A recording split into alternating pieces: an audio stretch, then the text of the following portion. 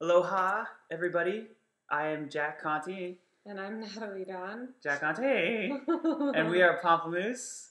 And this is an exclusive interview for Res from Download Squad. And this is for Download Squad. And we are an independent band making our living by selling MP3s and getting exposure through YouTube.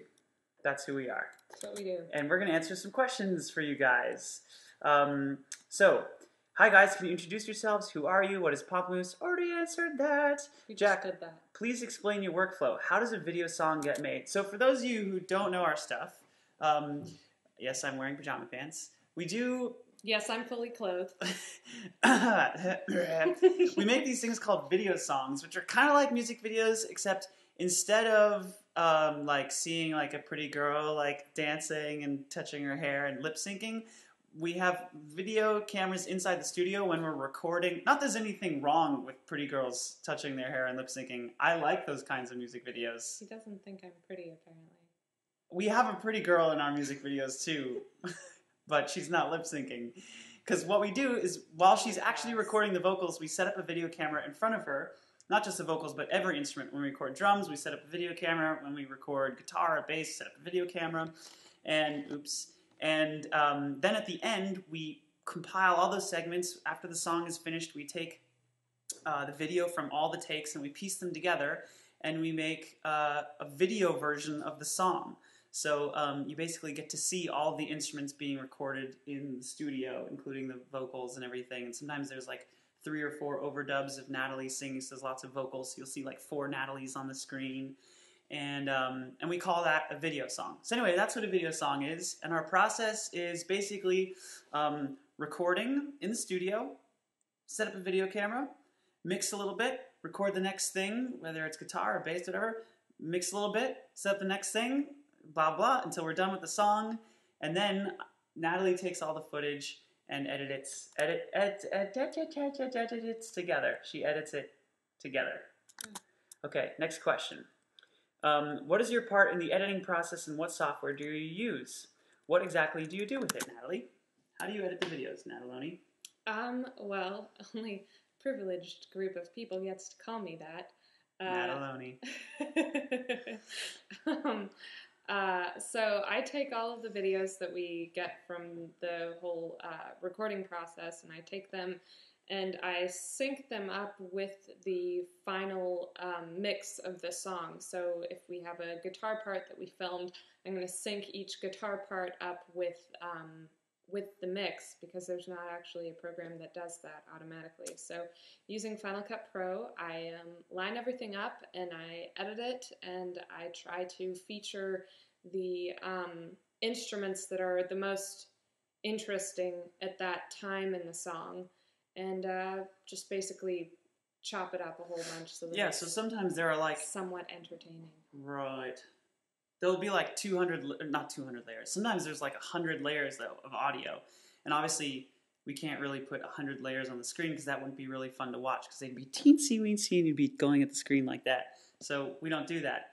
Instead, we maybe do like 3 or 4 shots per video screen of the stuff that was just added. So eventually, you get to see all of the layers that were in the video. One of the rules of the video song is there's no hidden sounds.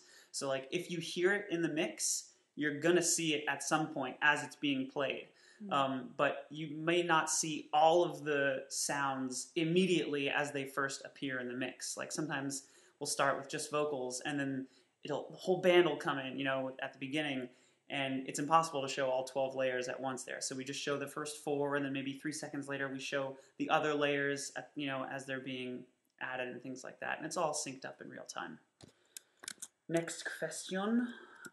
Jack, do you edit the audio? What software do you use and how? Yes, I edit the audio. I mix and I edit and I master it as well. I guess master is kind of a funny word. I kind of master it, Anyway. He masters it. And yes, I use Pro Tools, and I do all the mixing in Pro Tools. I have a plugin package from Waves, which is an awesome company that makes audio software.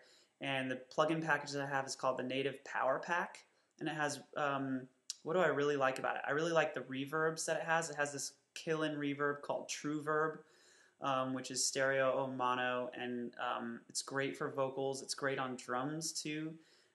It's super comprehensive. I've had the reverb for like 2 years now, and I haven't even explored all the facets of it. It's a great reverb. It also Great has reverb. it has this super essential thing that I really like, and I probably should get the L3, but it's got something called the L1, which is a limiter. And before I discovered limiters, and particularly the L1, because the Pro Tools limiter is kind of meh. That's not true. It's good, but it's not as good as the L1. Before I discovered the L1, all my mixes were super quiet. And like when you listen to the radio or you put on your favorite CD, it's like crazy loud. And you're like, holy crap, this is so loud. How is this so loud? And it's because they have really great limiters like the L1 and the L3, or there's an L2 as well. I think there might be an L4 now. But I'm using the L1. It's pretty easy to use. You put it on your master track and you crank it till it sounds good. You try and minimize the distortion. You don't want to go crazy with limiting and compression because then you start to sound like, it's all like, I don't know. I don't like it. I don't compete in the volume wars. I can't. I don't have enough technology or money, and I don't really like the way it sounds either. Loud is cool, but I don't know. When you listen to old recordings, like some of my favorite records are like Tom Waits records, and I like the Prince album Purple Rain, and the whole Beatles catalog recently. And you listen to those recordings, and there's like so much. That would be my phone. There's like so much space, and there's so much space and time in the recordings, and nothing is too cranked or distorted. It just sounds really like raw and real, and it sounds like a room. And I feel like when you listen to a lot of modern recordings, it's volume maximized and compressed so much that it sort of loses a vibe. It loses that character. A lot of the time. I mean, sometimes people compress it and volume maximize it, and it sounds great. Like, well, I can give a million examples of that, but one example that I like is, I used to love this album, Mute Math, their first album, mixed by Jack Wire King, and it sounded, I don't know, I remember like putting that on and being like, whoa, this sounds amazing. Okay, I've been talking forever. Next question. Yep. Sorry. It's okay. Jack and Natalie, is what I see in the video exactly what I hear, or are things sometimes overlaid an image with a different sound?